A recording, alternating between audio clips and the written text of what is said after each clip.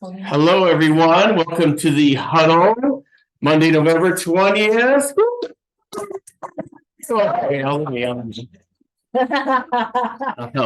We do have Colette Ching, our operating principal here, and she's going to do part of the huddle too. But let's start it out with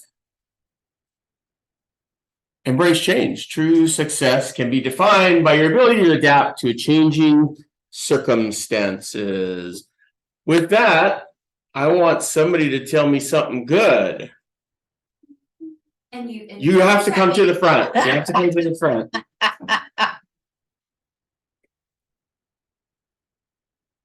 Okay, so today I am going to. This is Teresa Short, and I am bold. Wait, I do that the same time. We're all going to clap. Let's go. I am Teresa Short, and I am bold 4 times. Yeah, that's So,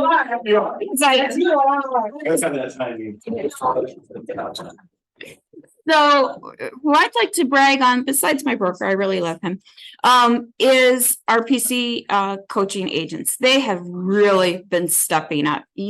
I've been hearing from agents who have been in the business a while, and they're saying, oh, there's no inventory, nobody's buying, interest rates are too high. And I'm here to tell you, I've got these new agents, and they're in transactions. Yes. Not only single transactions, some of them are double ending, and one of them has 4. So that's exciting. when you're sitting there thinking, I cannot, maybe what you really need is a coach to help you can, because it is possible. So, yay! Good job. Yes, good job, everybody. Take advantage of your coaches because it does help you, obviously. Miranda, you have something? You're on mute. No, go back. Can you hear me now? Yes. I'm headed there. So to piggyback on what Teresa said, I have been in a transaction with one of her coachees, and that's the girl that won't quit. She is impressive. We've been in and out of escrow, and she doesn't stop. She does her open houses and her social media every day, and it triggers my closing too, because she has to have her contingency closed too. But I think the difference is the quality of the coaching. I mean, everyone's like, I got to check with Nicole. I mean, with Teresa, I've got to check with Teresa. I've got to check with Teresa. And Teresa is sending them out along with the other coaches, so trained. They can conquer the world. They believe they can conquer the world. And she is their backbone, just like Keone's our backbone for so many things. These agents are killing it, and the quality that's coming out of the coaching program is amazing. Okay, thank you. Awesome. I agree. We do have really good agents. My sister, who works for Carol Ball, is a stickler for a lot of stuff, and she compliments me on our new agents, how good their contracts are and all that. So you guys should all be congratulated on that, because she's a tough one to please. And I say that with love. Let me just step in for a second, Keone. So when I put up this quote, embrace change, true success can be defined by your ability to adapt to changing circumstances. Would you all agree that circumstances this year have changed a lot for many of us, right? Yeah. So with that said, I really want to say a thank you, and I want to recognize Michelle Del Rosario, who's in the room, who's been our PD for several years, and we're making a transition, and we want to honor her and all that she's done. She's super knowledgeable and skilled, and she'll still be working with her agents and Bicking and doing her own business and commercial and real estate. So I just again want to honor you, Michelle, and thank you so much for being a part of this organization. With that said, I want to introduce our interim PB, which is Tony Pace, and he is actually online. Tony, show yourself. What are you guys doing with all this? Well, all you have is the background of the ocean for me, because my camera doesn't work that well on this computer. So I wasn't going to the office today to grab another one, but I am here. Trust me. So Tony, just to give you guys some background, and we can put that slide up there. I have known Tony personally myself for over 30 years. 30 years. He's a partner in several businesses, and one of the businesses that he's a partner in is Whalers Investment Group. It's the property management company here on Maui. So he's on Maui a lot. In fact, he's the one actually hands in, went to Fairway to start cleaning and just, taking out the furniture. I mean, he was there for like 3 or 4 days, taking out all the things that were stored there. And he's also been the previous BIC and PB in Honolulu. So, and he's one of our partners here. So he stepped in to help us out for a little bit. So thank you, Tony, for being on the call. And he has a lot of experience, and we still have so many people here that can help us. So it's not like anyone's going away. We're just going through another change. And that's just part of the way of the world right now, is we're going to talk about NAR and all the things that are happening in our industry. Any thoughts or questions for Tony while he's on? And today is his birthday, everybody. So he wasn't working today, but I wanted him to be on to introduce himself. Happy birthday. Thank you. Thank you. Thank you. Any questions or thoughts for Tony? Okay. Thank you, Tony, for being on the call. Really appreciate you. You're welcome. All right. Aloha. Have a great birthday. Thank All you. right. Bye, Tony. All right, let's move on. Thank you, Tony. Thank you, Michelle, for your years of service. We're gonna bring up Carrie to talk about our app. And we're in a critical phase. You're looking at me like you're not coming up.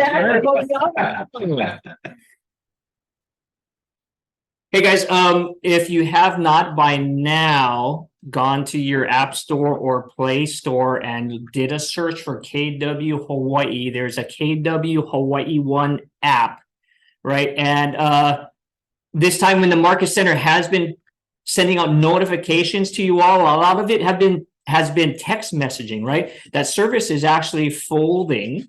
And so we're going to utilize the app, right? And we have mentioned before too, we're trying to kind of cut down on some of the noise you all get as realtors, tons of emails and things, everything, and will be done through the app, right? And even conference room reservations and RSVPs. So lots of notifications. If you have not downloaded the app, you kind of be out of the loop, right? And important things, Colette's on island, you might not know that, right? Unless you get those messages. So please download the app. If you have any questions, touch base with Ray and myself. It is an exclusive Hawaii only club. So the first time you do try and register, it's going to say access denied, right? We get your RSVP on the back end, and then we allow you past the velvet rope. So if you do have any trouble, let us know. Ray and myself will help you out, okay? Carrie, don't we put hot listings on there too? Oh, we so do. So anything that is signed, you guys get signed listings. Maybe you're getting it on the MLS. We're trying to play matchmaker, right? So there's a hot sheet, Keller Williams Insider. So give that information through the app so you can find that agent that has that matching buyer, right? So we're trying to work together. We're trying to get efficiencies in here. So the more that you use it, the better everybody will be. So that hot list is really good. And we do push notifications out just about on a daily or every other day. Hey, have you seen it? Right? Class schedules, policy changes, they are all found inside of the app.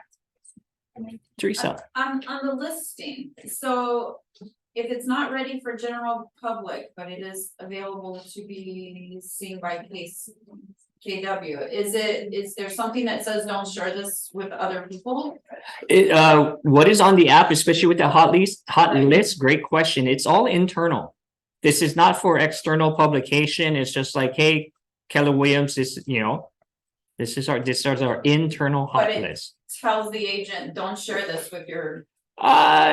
You know what? We can put a message in there. Right now, we are wanted to be and make sure common sense. That's something that we don't do, right? But then sometimes common sense is like common. So we'll put a message on there. But good question. Good question. Thank you. So And it could say something as simple as hot listing for KW agents only to be seen, Yeah. right? good question. Because I just know it's gonna go. Great. So during this meeting, cameras off. During this meeting, if you have not downloaded it yet, download it now because I have my computer open and I'm going to grant you access.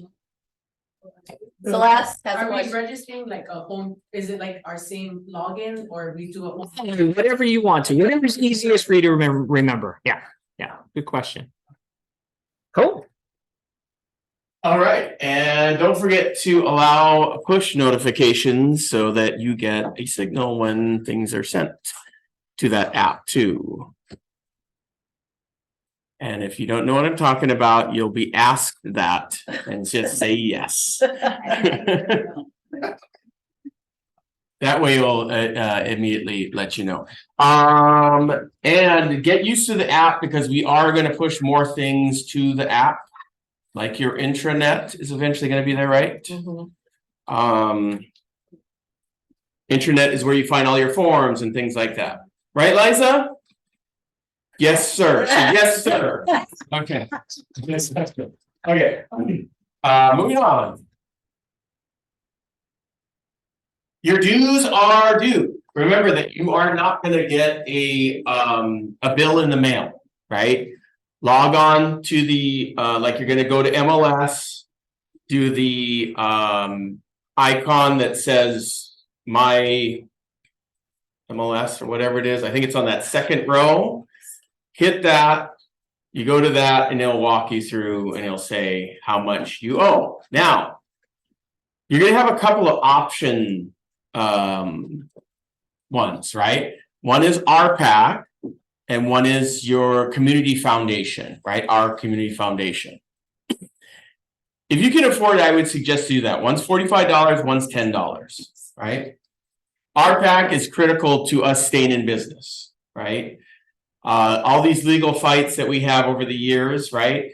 We also go and lobby with the United States Congress, with our local council, with the state legislatures on issues that are meaningful to realtors, right? That keep us in business. Without those funds, we would have been out of business already. So it's a cheap way to stay in business, especially if you don't like to go and testify or do any things like that.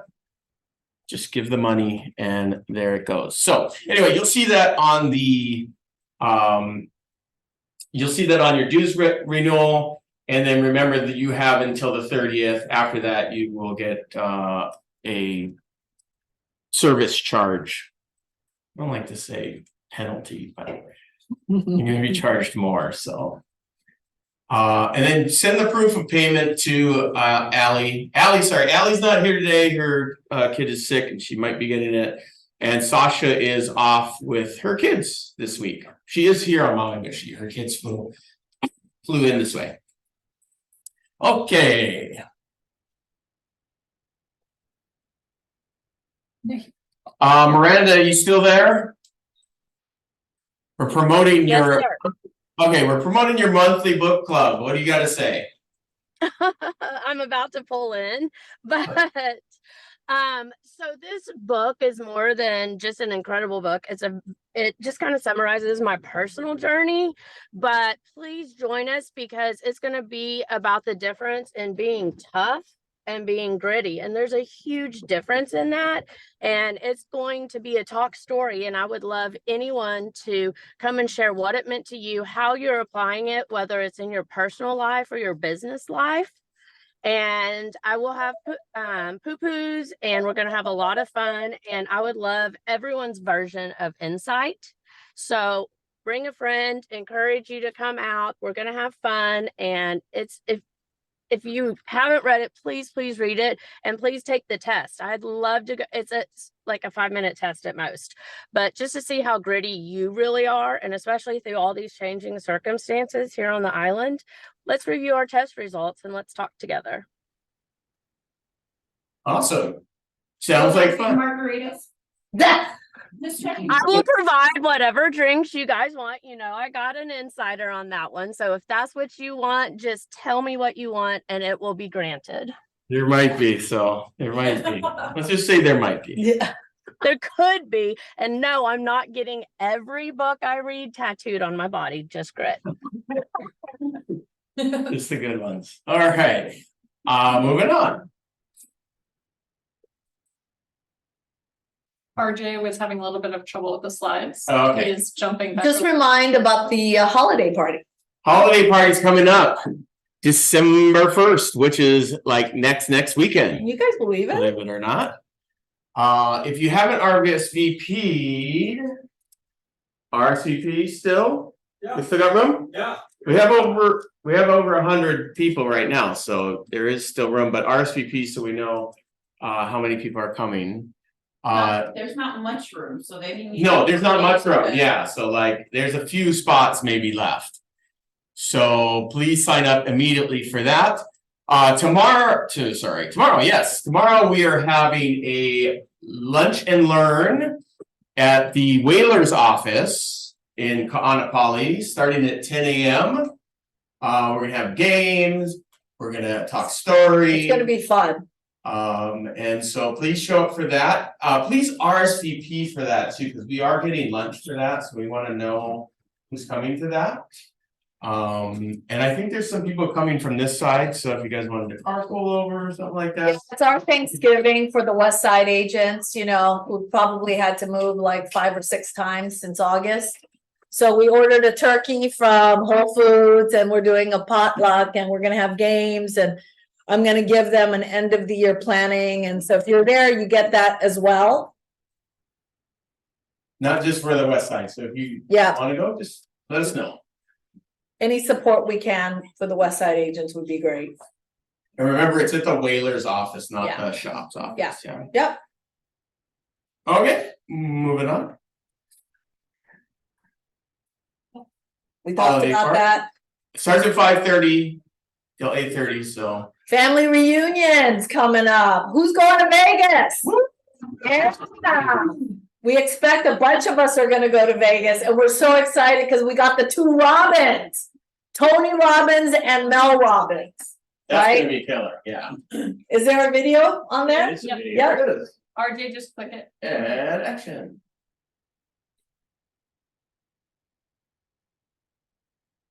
Okay, well, sing along. Dun,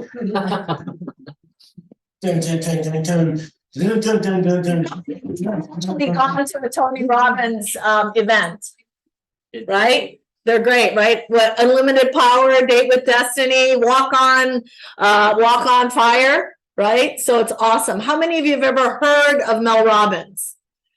Okay, if you haven't downloaded her podcast, you have to. She is one of the most inspirational, motivating people. And she doesn't just talk about, I think she talks about life as a whole. And one of my favorite things she used to talk about is the 5-second rule. Anybody know the 5-second rule? Teresa, what's the 5-second rule? 5, 3, 2, 4, 1. I mean, 5, 2, 1. And I have not been drinking. Go. I added also no. So I'm dieting. So no to the things, but go to get up, get moving. take So action. so the 5-second rule is if you're hesitating to do anything, whatever it is, count down from 5. And let's say, how many of you hit the snooze button every day? Oh, or you won't admit it. Oh, thank you, Miranda. Okay. Yeah, right. So there are people who do that, who are the snoozers, and those are and then there are people who, the minute the alarm goes off, they hit it, right? And they stay in bed. They don't necessarily snooze, but they stay in bed. Then there are those who do the 5-second rule, which is they hit the alarm off and they count down from 5, 4, 3, 2, 1, and their feet hit the ground and they go.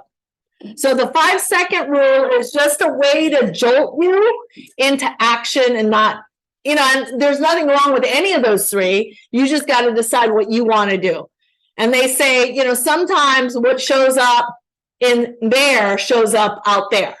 So if you've ever had a hard time picking up the phone and making your care calls, 5, 4, 3, 2, 1, just pick up the phone and start dialing, right? Just start giving people a call right now. So, okay, I don't know if the video is working. Was it working? Yeah, I think this sounds. Okay, great. So we plan to have a really great event at Family Reunion in Vegas. That is the 9th Island. We're doing a happy hour networking event. And just alone to see Mel and Tony, I'd show up for. Like when I heard we had Mel, I was like already there. This is my 20th family reunion. So, and then to have Tony Robbins there is going to be incredible. So I'm excited to have you guys all there. All right, next. The thing I like about Mel too is she's like real talk. Yeah, You know, real I talk. love that.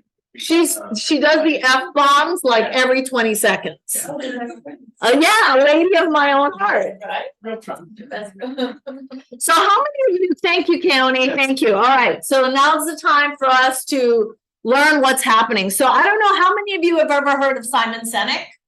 Okay, Simon Sinek, he's got one of the most watched TED Talks, YouTube. He has a book called Leaders Eat Last. What's your why in anything you do? So Simon Sinek is before COVID, he was going out speaking a lot. And then now he's always written books and he's more inspirational and motivational. And so one of the things he talked about in his book, The Infinite Game, who I've been following for years, is that, and why I think it applies to our industry right now is, would you guys agree we are playing a different real estate game? We are, right? And so what he talks about is there's the finite game where there's winners and losers. And then there's the infinite game where it's not about winning or losing. It's about continuing to play the game and getting better at it. Okay? So hear me out here. So there's the finite game where if you think of sports, how many of you like sports? Okay. Is there always a winner or a loser? Yes. Okay. Yes. If you're talking about football, you're talking about hockey, soccer, any of that, there's a winner and a loser. When you're playing the infinite game, you're just trying to be better than yourself. You don't have an adversary. You're not competing with anyone. And now more than ever in this new real estate game, you've got to be better at what you do. So the 3 key takeaways from that is, why do you do real estate? Why are you selling? What made you go get your license and decide that this is the business you want to be in? So that's actually a live question. And if you're on chat, write down why you're in sales or why you're in real estate. Anyone here? Can you tell me your big why? What gets you up every day?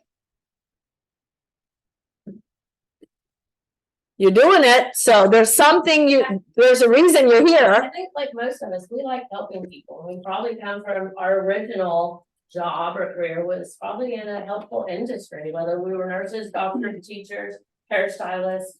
We love helping people and that makes me want to wake up. Okay. So that's great. So that is your just cause. Your inspirational just cause. And if Carrie, if anyone has their hands up, let me know.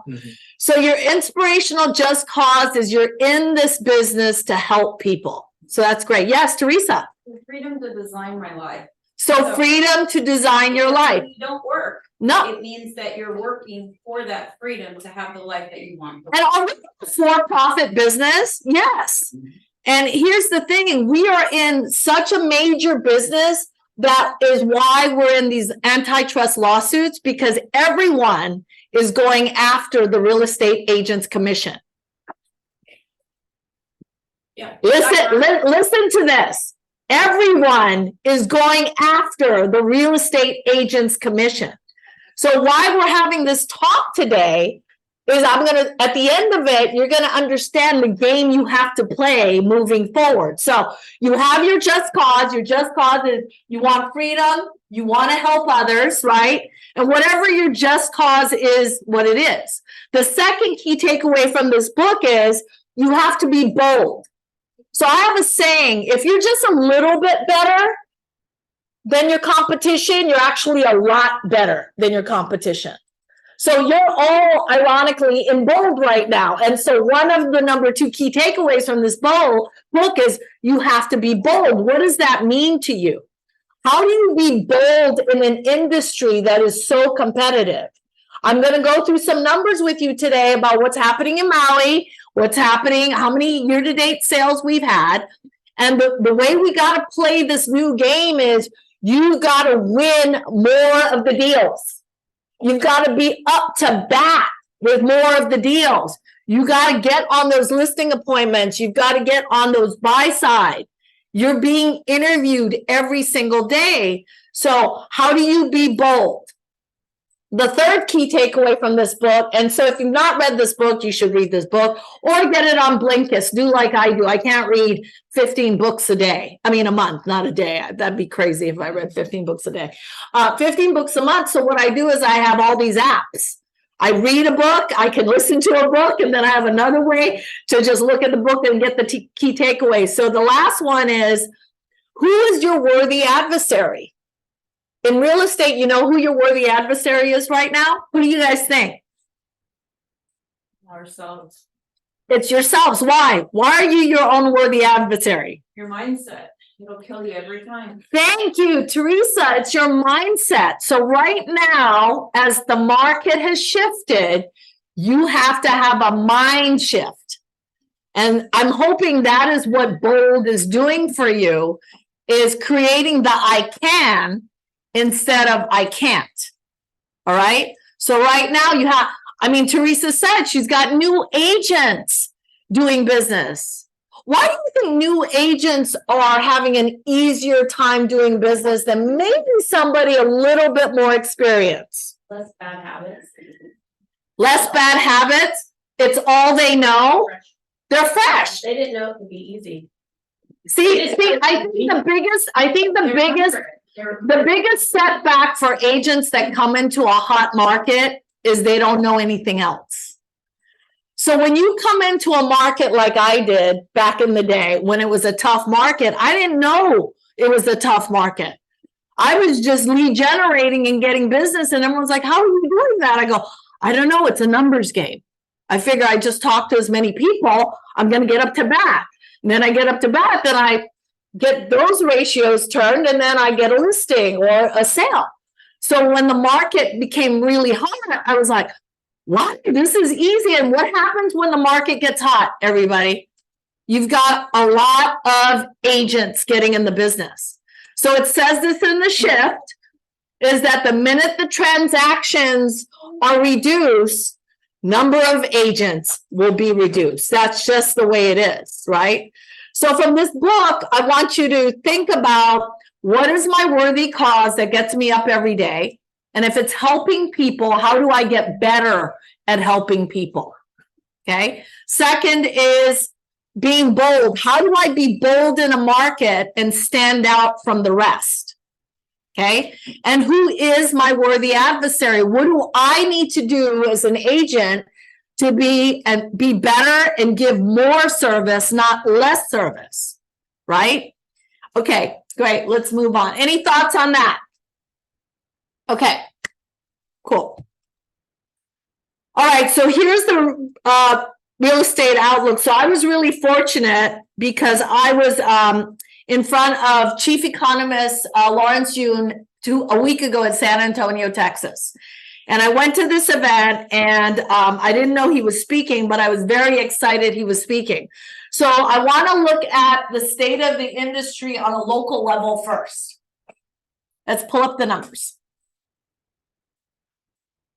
Okay, so look at these numbers. There's 2,047 agents in Maui. This is year-to-date numbers as of yesterday. 889 agents have closed at least one deal.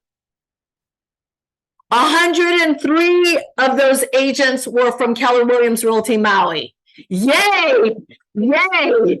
Please, yay!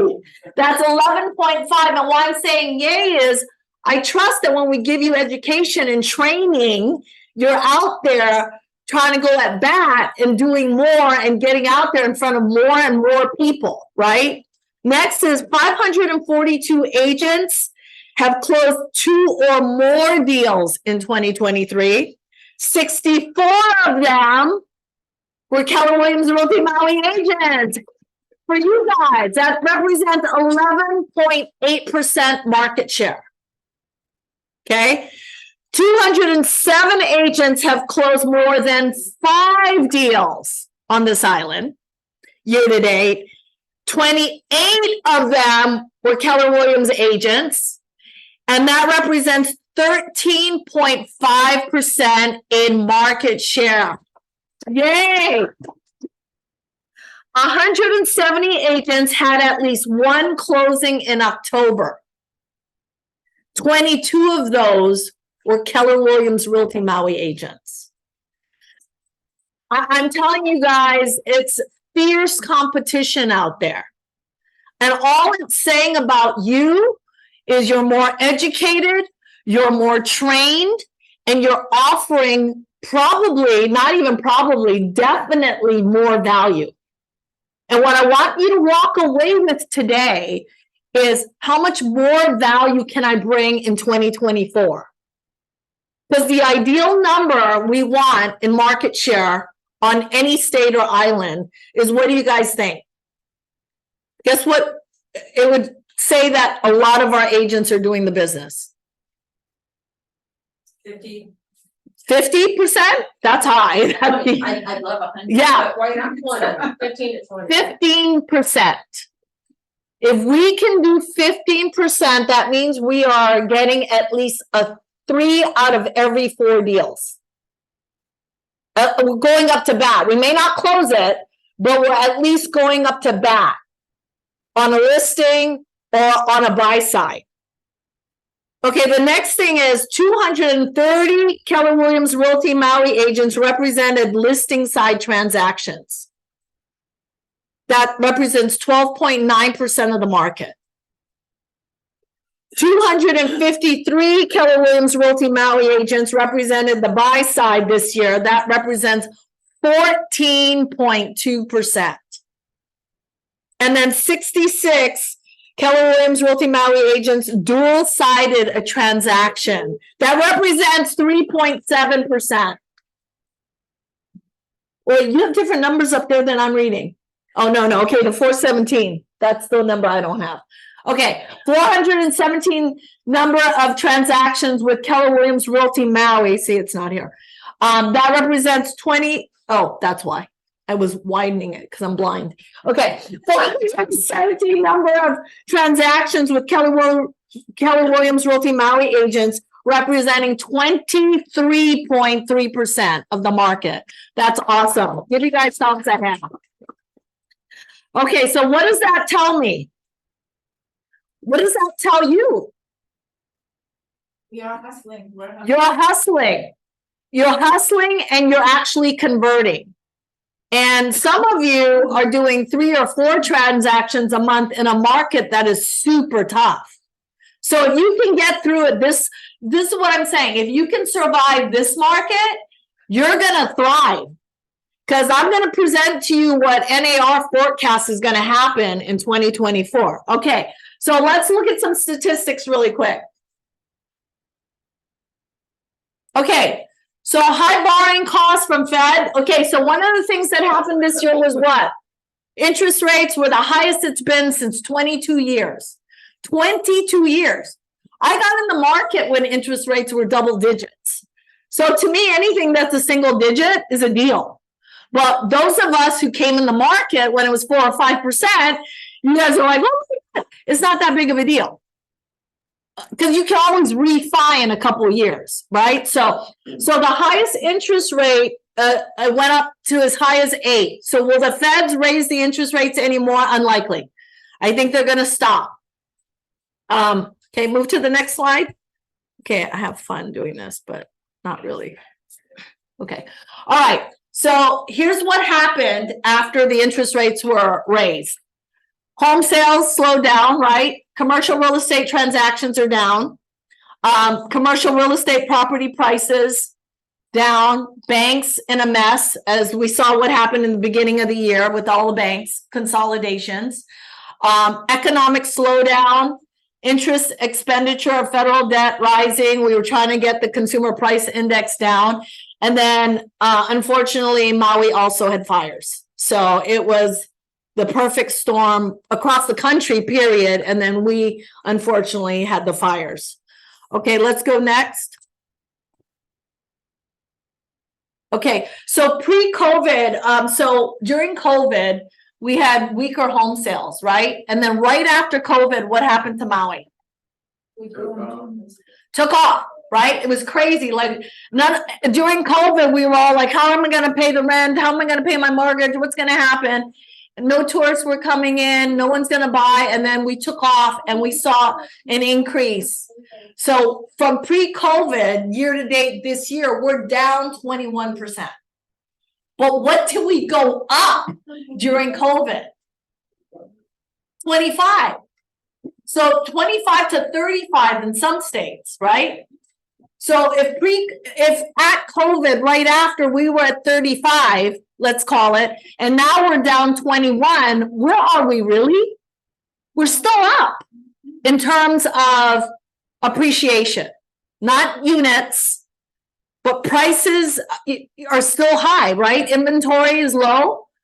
Teresa, you just said that if you get this listing you're gonna get, you know it's gonna sell fast. Mhm. Why do you think it's gonna sell fast? Well, we're pricing it right, it's in a property that they want, and there's not much to choose from at that price point. So when you say that if you get any listing that's priced right now, it's gonna sell fast? Correct. So how do you guarantee that you get some sales right now? How do you, well, Guarantee, if there's nothing on the market, you're gonna market it, and you're gonna be there, and you're gonna show up for it, and you're gonna put it out, and you're gonna get people in, you know, and you're gonna go after property that's not on the market. correct. So right now is what we call time for winter renewal in your database, right? So it's the time, I think Sasha brought it up a couple of weeks ago, about going through your database and just checking in and doing care calls. So I got an interesting call from a Maui resident about 4 days ago. And he bought here like 2 years ago, and he called me and he wanted to ask me, he wanted to understand home equity lines, and I said, well, you just bought like 2 years ago, and you weren't even on the west side. You're out here in Kihei and Wailea. And he's like, yeah, but I think I want to move to Florida now. And I was like, oh, why?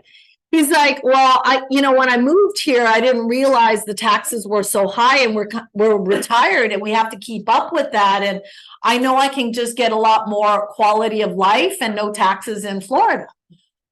I'm like, okay, well, there are a lot of people that probably want to rent your house right now. So, and he bought 2 properties here because he sold in California, where I'm from. And so it's interesting that people are starting to think this. And when I show you what NAR forecast, you guys have to go into your database now and just see what people are thinking. It's not necessarily that you want them to buy or sell, but just see where they're at. Because it's all about timing. You might call somebody in your database that just talked to somebody last week about, oh, I was looking at property for my daughter in another state. So you don't know unless you're going through your database and doing time for winter renewal. Because a lot of people are looking probably to market their properties in the spring. That's usually what happens during the winter. Those that list in the winter are ready to sell or buy, right? Okay, let's move to the next slide. Okay, so newly constructed home sales. So they're not so much on Maui. This is again across the country. They're starting to build a lot of new properties now. So construction is starting again. People have been building because there's been a shortage. Okay, so we're up 5%. Okay, so why is the Feds raising the interest rates right now? Why do you think they were raising the interest rates all year? I said it actually. Prices was going too high. Yeah, and we needed to control, we actually needed to control the CPI, the Consumer Price Index. So the consumer inflation was at 3.7%. The goal for that means people are spending too much money, right? Through COVID. People are traveling, spending money on airlines and airplanes and stuff. They need to move the slide. Right now, it's at 3.7. The government's goal is to get it at 2%. And they think it's headed that way because people are slowing down their spending. All right.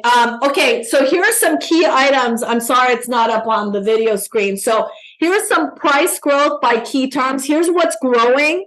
So car insurance, there's an increase in car insurance. It's 18.9% in costs, okay? A second, rent has gone up 7.4%. And I'm sure in Maui, it's even worse. What would you guys say is happening in Maui in terms of increase in rents?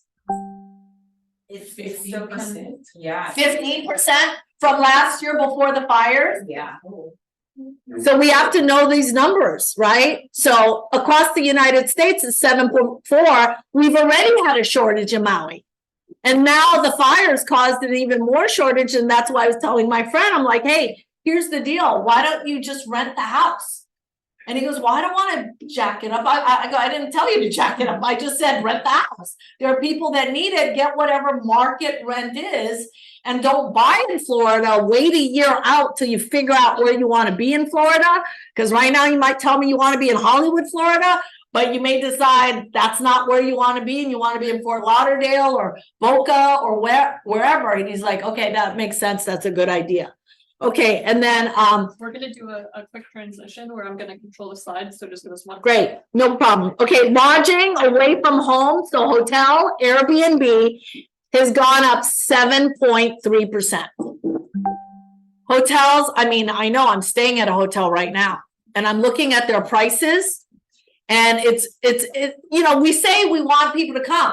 We're like, oh, people come from the and so I'm thinking, oh, there might be a sale, right? I mean, you're telling people to come and I'm looking at the costs and it's like $800 a night, $1,000 a night. Who cares?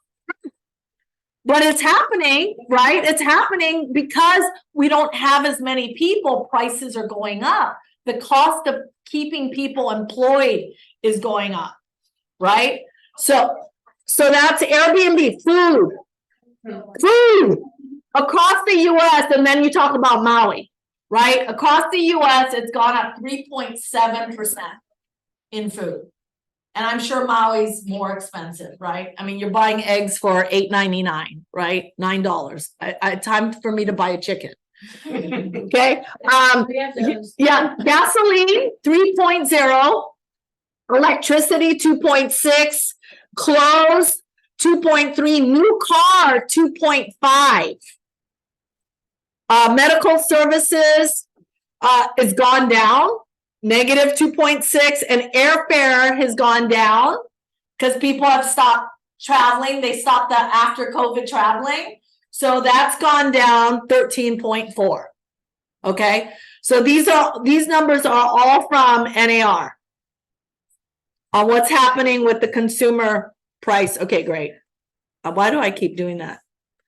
Okay. All right, apartment construction at 40-year high for 2 years. So the cost of building apartments have gone up. Okay, great. And then rents have gone up as we talked about across the US. Okay, keep going. Keep going. Okay, so home prices are not part of the consumer price and the consumer price inflation numbers. So if we open up this map, you're going to see the home changes, the pricing of home changes. So if you open up the map and you look at Hawaii, I think the number in there is 5.6% has gone up in prices of properties, okay? And then if you go to the next slide, from COVID 2020 of Q1 to 2023 of Q2, it's 39%. So after COVID, 39% increase in prices of homes. Yeah.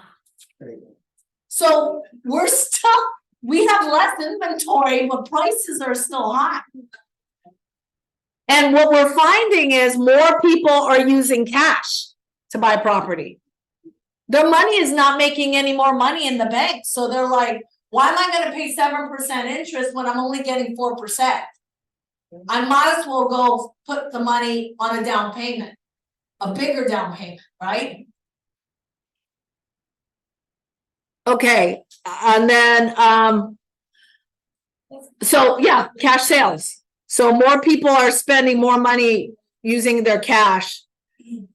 And so here's an interesting thing. I got a home equity line right before the market shifted.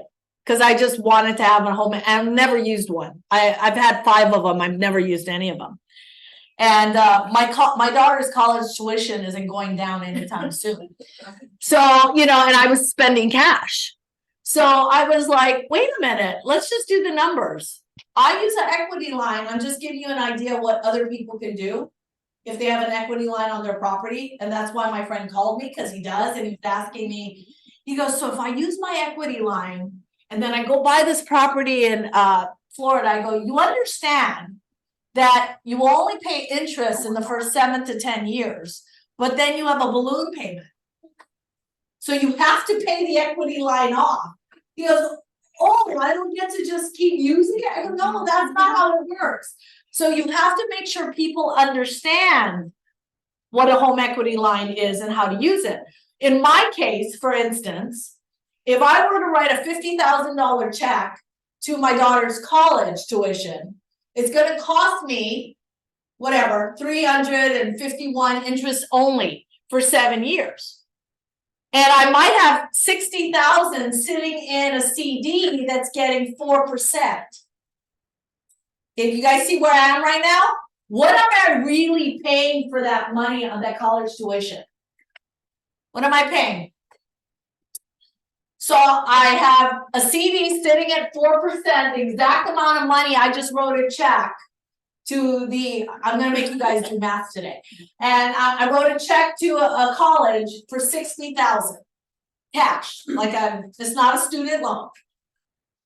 So what am I doing? I have 7 years to pay the $60,000 off. And every month I only get charged the interest. You're leveraging I'm leveraging. So what am I leveraging? your money, so your cash can work for you somewhere else. Right, so I'm getting only paid 4% here, and I'm paying only interest here. So in a year, I'll get 4% of interest on $60,000, and I go, oh, you know what? I'll just go pay off the line. So I've only floated 3%. I'm really only paying 3% of interest to buy time. I have too much equity. If you have too much equity in your house, you want to take that equity in an equity line out and go put a down payment on a property. Go buy an investment property and get rent on that. And even though that money might be due in 7 years, your market, if you're in real estate, might pick up and you'll have the down payment to just go buy that and pay off that property in Texas or wherever you bought an investment property. You guys get that? So people are using more cash. It's probably they're using their equity line. So that's something you guys have to think about that might be changing the way people buy real estate right now. Distressed property, non-existent. Let's keep moving because I'm running late. Sorry, you guys. Okay. The days on market is lengthened in the winter months, as we know. But I'm going to tell you guys something. When I sold real estate, December was my best month ever. Because all the properties that I had listed sold because they were serious sellers. They wanted to be somewhere else by the next year. So there are people looking to make a move. And if you have people that are second homeowners here on the island, they might be looking to move their money somewhere else. If they're not getting the Airbnbs rented out the way they used to, if they're not getting, if they don't want to do long-term rentals right now, it's not paying off their mortgage. It might be happening. You just have to check in with your database and see what that looks like. Okay.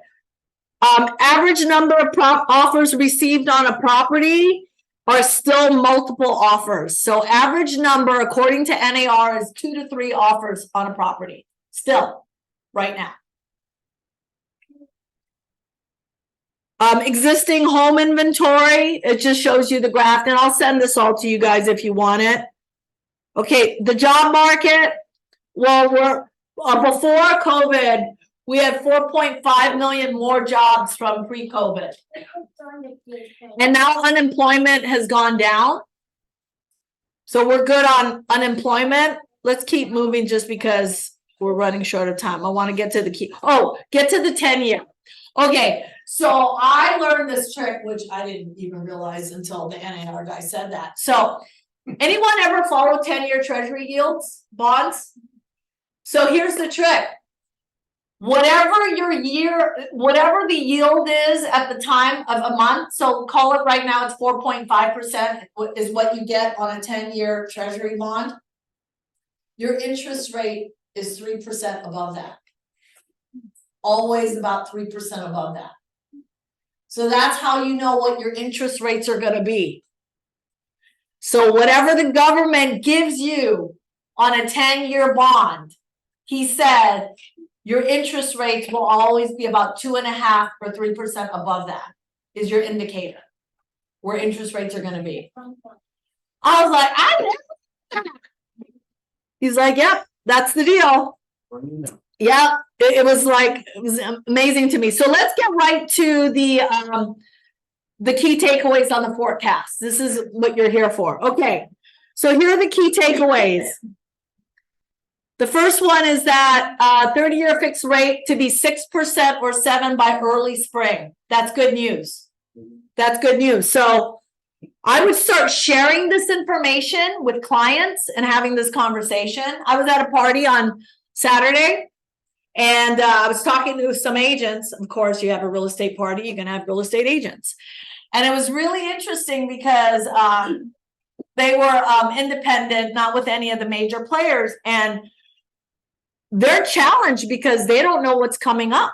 Like they don't know how to attack a market that they've never been in, right?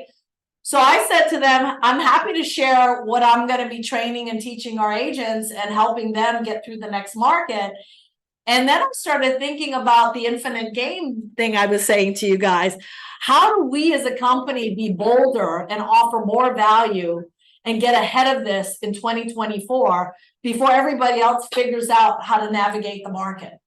So all the training that we give you over the next 3 to 6 months will be about how do you provide more services and offer more value in your listing agreements and in your buyer consultation agreements so that we get to be the agent of choice in every transaction. So 30-year fix forecast to come down. You might want to tell clients who've been waiting that, hey, by spring, we should see the interest rates coming down. So if you want to wait, I'll let you know the minute it happens. But by then, we should have all your application and information and pre-quals done if you've been waiting for the market interest rates to drop. Rents will calm down further, holding down the consumer price index. That will make the Fed stop raising the rates. And then banks, that doesn't apply to you. The government bond, that doesn't apply. So here's where we're going to see pent-up demand. This is what I found fascinating. So I feel that NAR was being not as conservative as we are in the industry. So they're saying this is what you're going to see. The 7 million, there's going to be 7 million more newborn babies born in the next year. 3 million marriages. 1.5 million divorces. What happens when people divorce?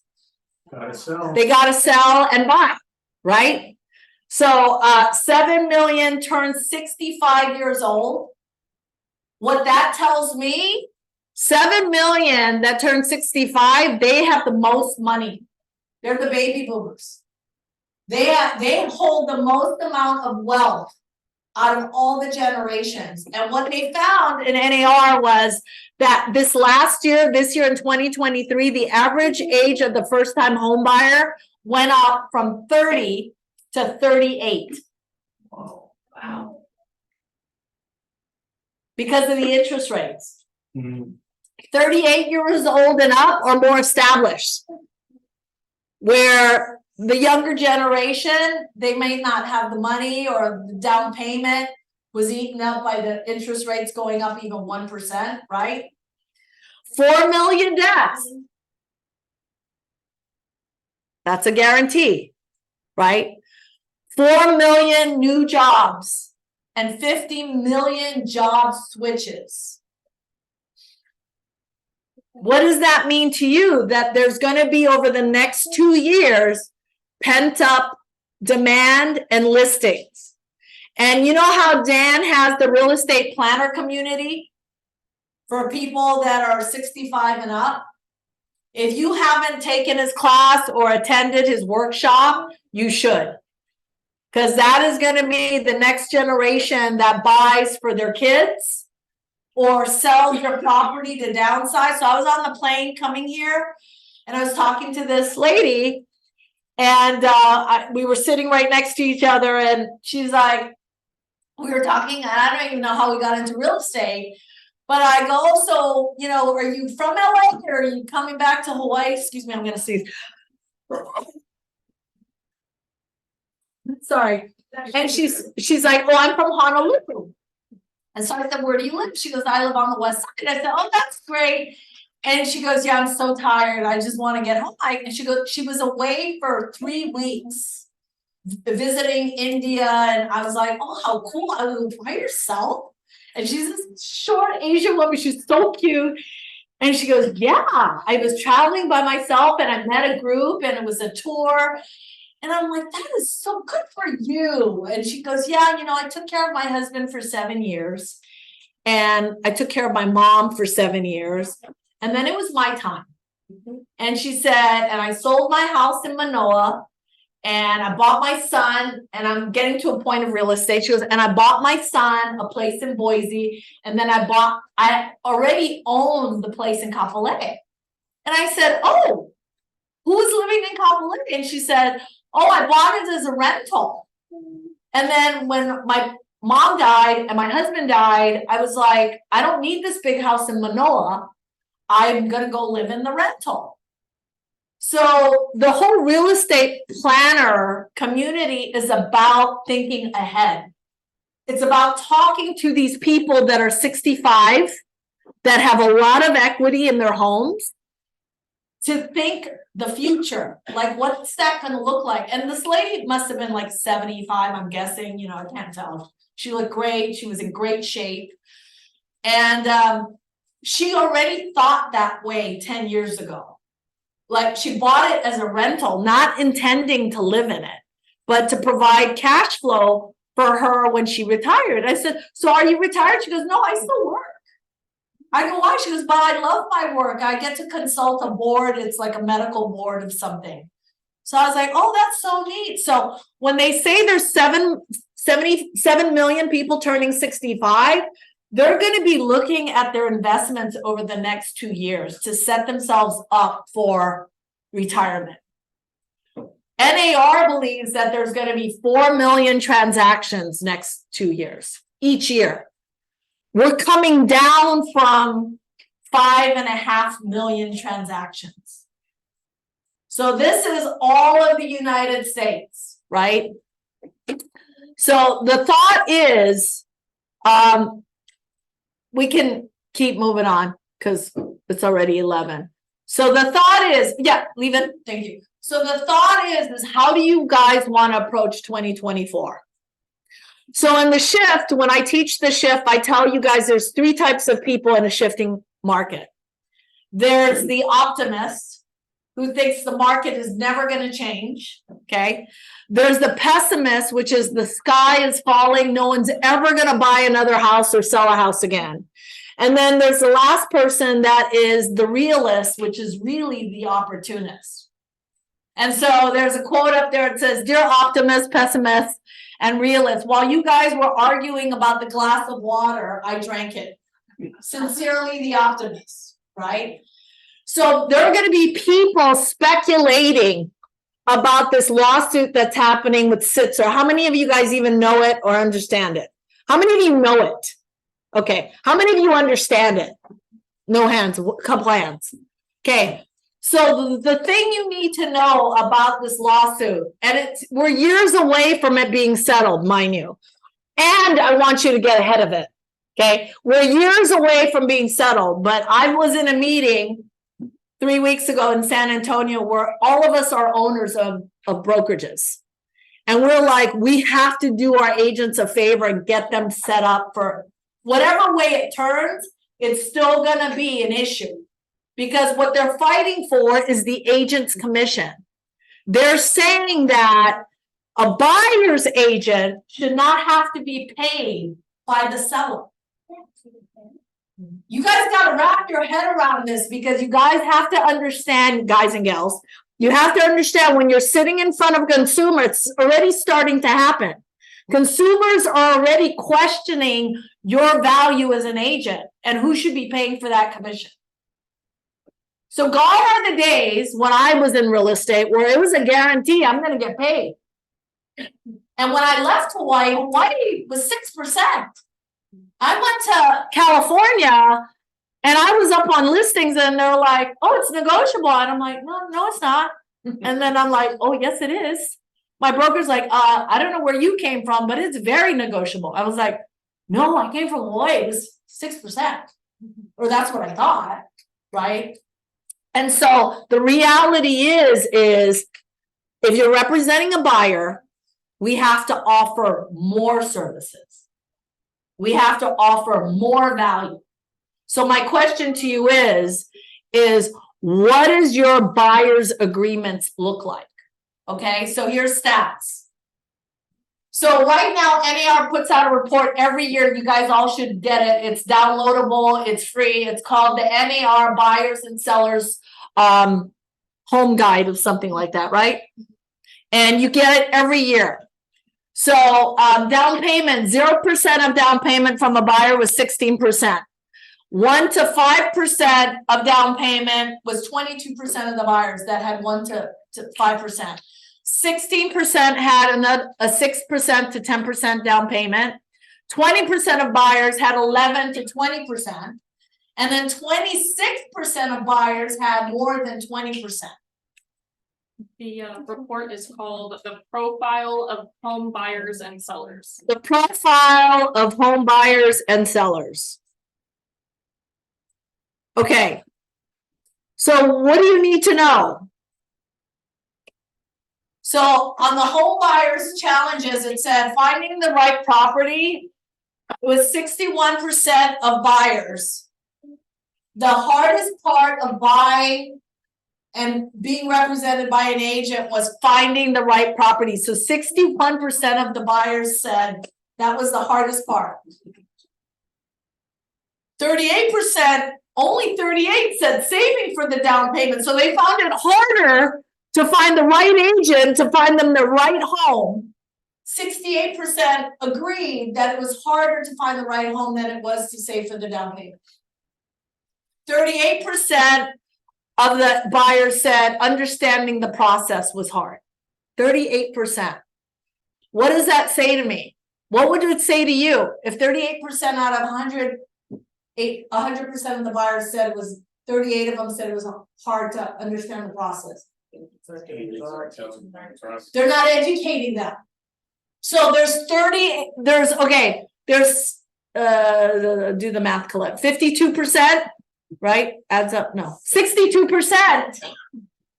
62% of agents found the right agent that explained to them.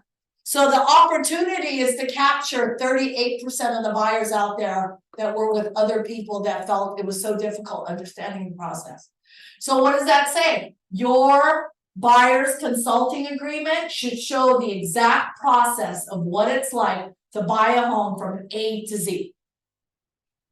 So you're not only in charge of finding the home, you're in charge of, at the moment of sit down, when they sign that buyer's representation, explaining to them the entire cycle of buying. Paperwork, 23% of them said, oh my God, the paperwork was tough to understand. And then 17% said getting a mortgage and appraisal, okay, was a challenge. All right. So we had 3 shifts. You guys okay? I go over because I still have like another 10 minutes of really important information to give you guys. Okay. Okay, so we had 3 shifts. We had a market shift, we had an industry shift, and we had a consumer shift. So going back to your buyer agreement, just make sure you look at your buyer agreements right now, and there are lots of great samples in your KW Connect intranet. How many of you follow Pivot James Shaw on Facebook? Great. Go to their resource page. All the top agents across the country put all their things in there. So if you're looking for a buyer's rep agreement with services and value, it's there. If you're looking for a listing agreement with services and values, it's there. I just saw something, an idea someone did the other day. It was there. And it was about before Thanksgiving, and it's not too late. And she says, what I do is I call all my clients and I ask them if they would donate a blessing basket for the less fortunate. And it could have anything in it. It could have cans of food. It could have whatever. And she says almost all her clients every year do it. And she gets to go to their place, pick up the basket, and it's a blessing basket from Joe and Sasha Smith, whatever, and it's delivered to the families on before Thanksgiving, because she serves, you know, she has a nonprofit that a charity she believes in. So those are ideas that are on that Facebook page. Okay. So, okay, let's talk about what we're seeing in the industry. So you guys have seen the headlines, right? We've seen this all year long.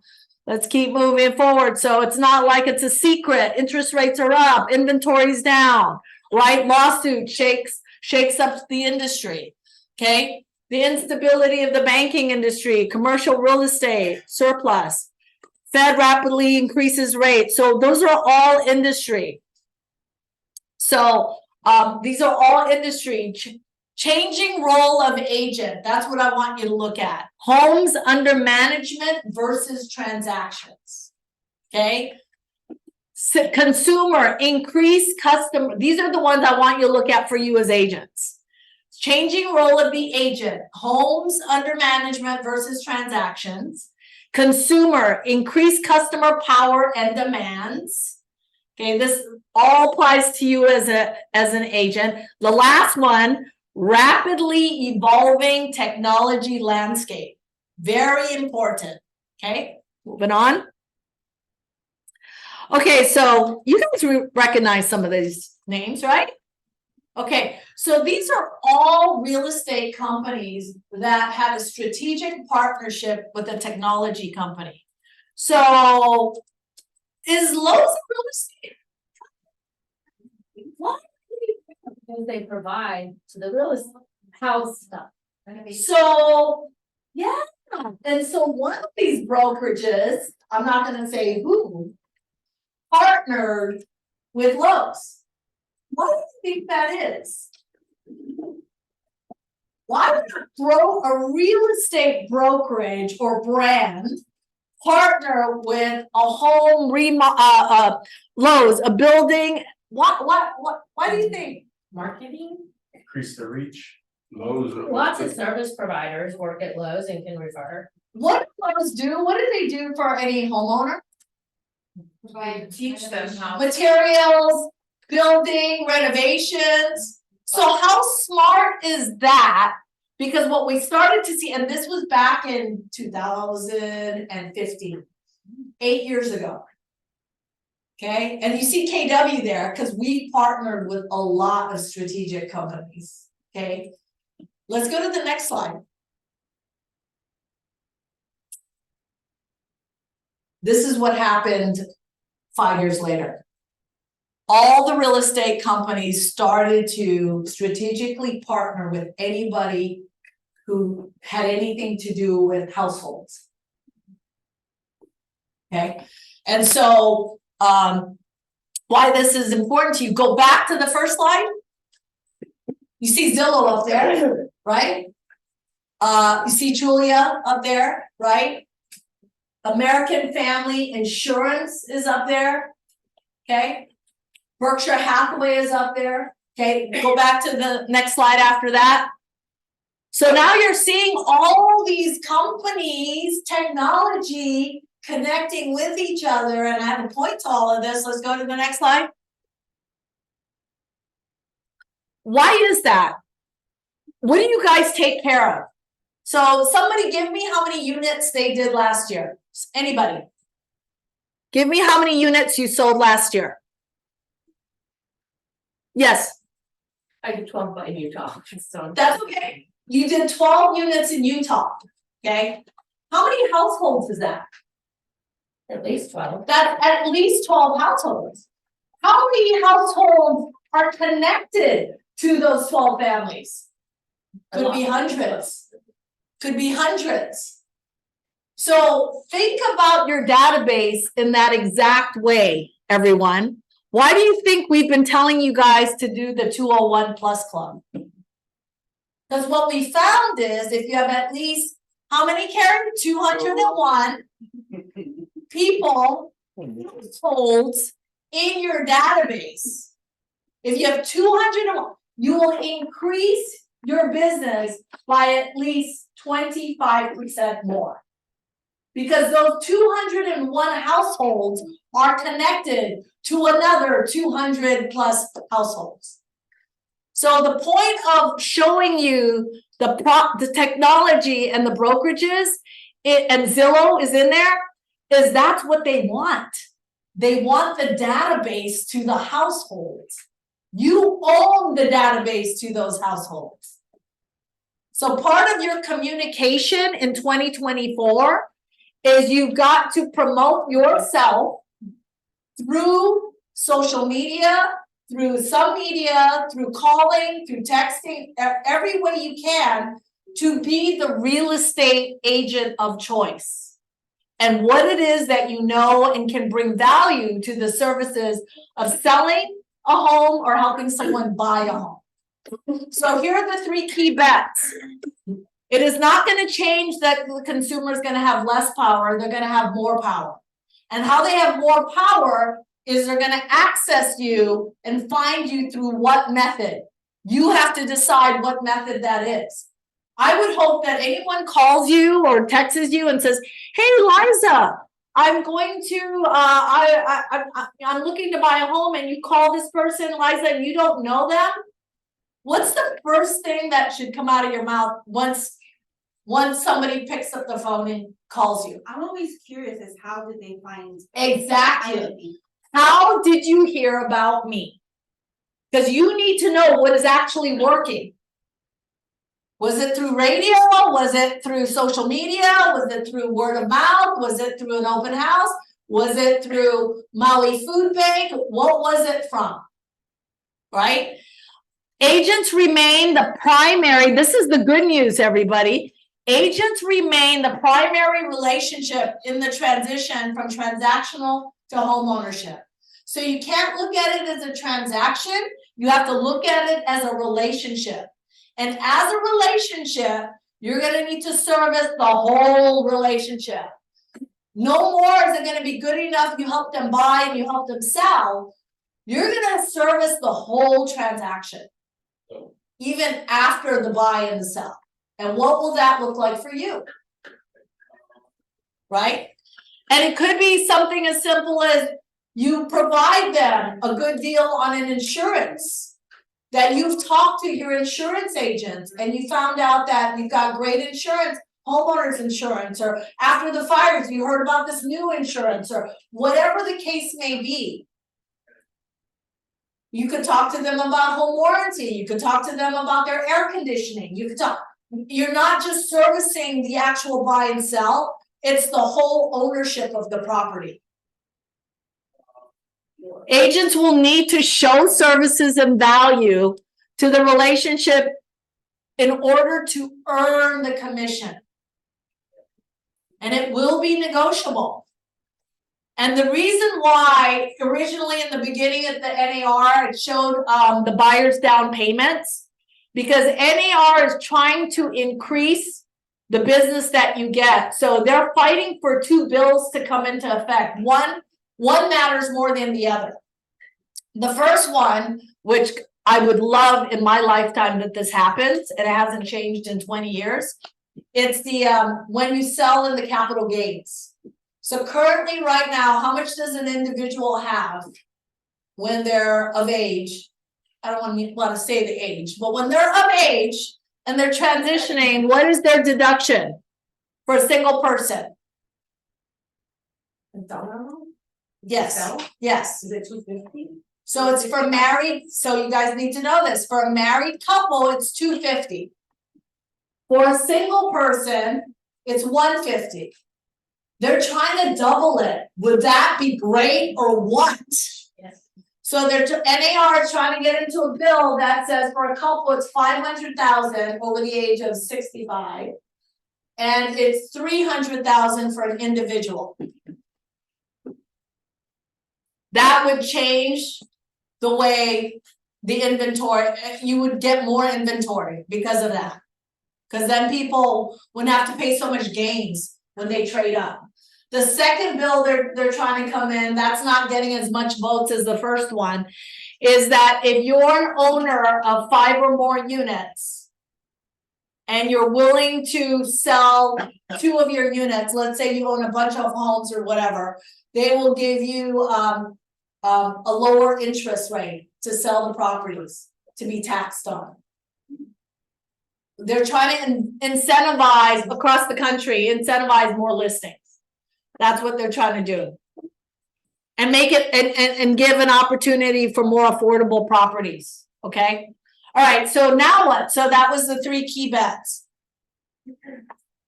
We can bypass that, right? Okay.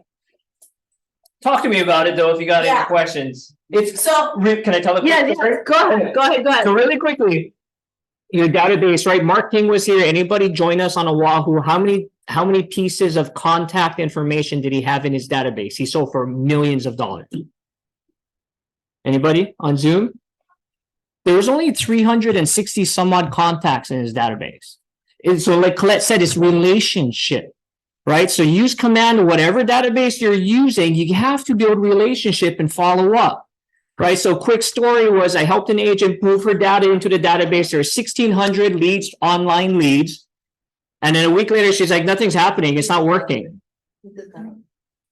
Did you call or text anybody? Did you build relationship? No. Right. So we quickly leveraged the system to push out a text message to 200 people at a time. And all it was is building relationship and wanting to provide value. How can I help you?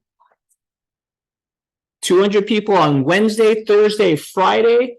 And you know what? Let me check back with you on Monday. Tell me what happened. And she had 7 pieces of business on Monday. Yes. Right? So it's built to be super quick, get you leverage and time back in your day. Right? So let's have a conversation between Ray and myself. Let us help you. Let us help you in the new year. Have your phone ring. Okay. Thank you. And so with that said, it's really important that we rethink 2024. And right now, it's a great time to go through your database and just be thankful for your clients and your friends and family, and just do care calls right now. You have in 3 days, it's going to be Thanksgiving. It's a great time to just check in with everybody. And that's all you're doing is checking in with everybody. So I wanted to give you enough things to think about in 2024, and how as agents, you have to offer more services and more values, and just really break down the buyer's process and the listing process so people will understand it. Any thoughts or questions on any of the stuff that I went over today? People in Zoom land and or in front of me? Can we get a copy of those slides? The NAR slides? Yep, absolutely. And again, it's a free link. Just go to buyers and sellers profile and NAR. But that's not going to be on there because that was the economist who was sharing. Okay. Just a lot of information. Tell me. The digest. Yeah, give me your takeaways and the ahas for yourself. The partnering and how to look at additional revenue streams as you begin to service your clients. I thought that was really good, especially when you're looking I've been telling them that they need to add catastrophic insurance, because we've had so many people who were insured. And now it's like, well, you know, you live next to the beach, you need to be talking to your insurance provider. So now I'm thinking, well, maybe I need to go ahead and partner with that insurance provider. Yes. I'm telling them, so that as they go and they start looking at ways to improve their coverage, that I get a referral. Yeah. So You have to run your business like a business because you have access to all these households.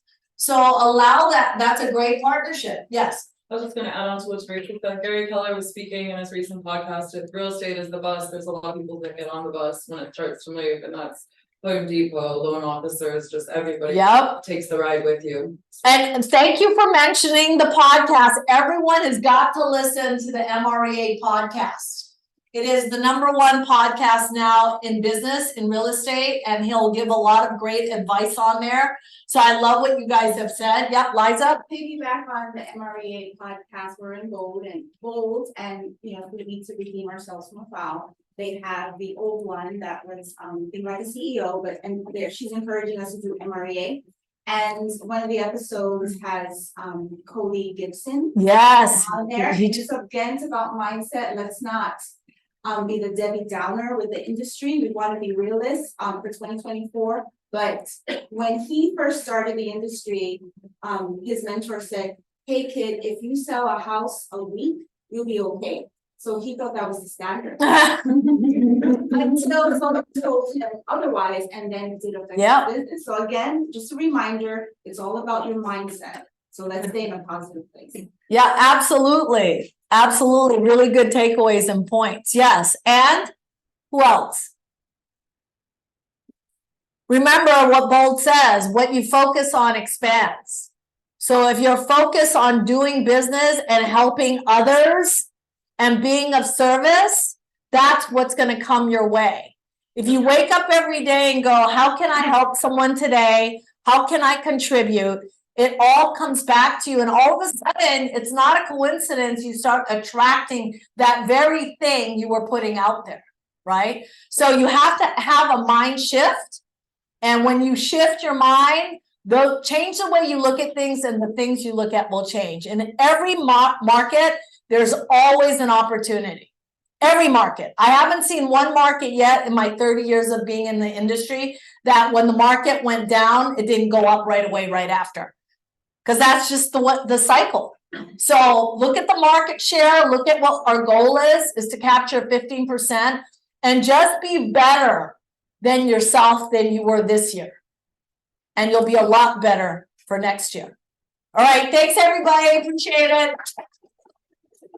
Happy Thanksgiving, everyone. Remember, there's no hold on Thursday. You'll be here by yourself. And you'll resume again on the following Thursday. And see you on the west side tomorrow. Yeah. Lunch. The greatest thing ever.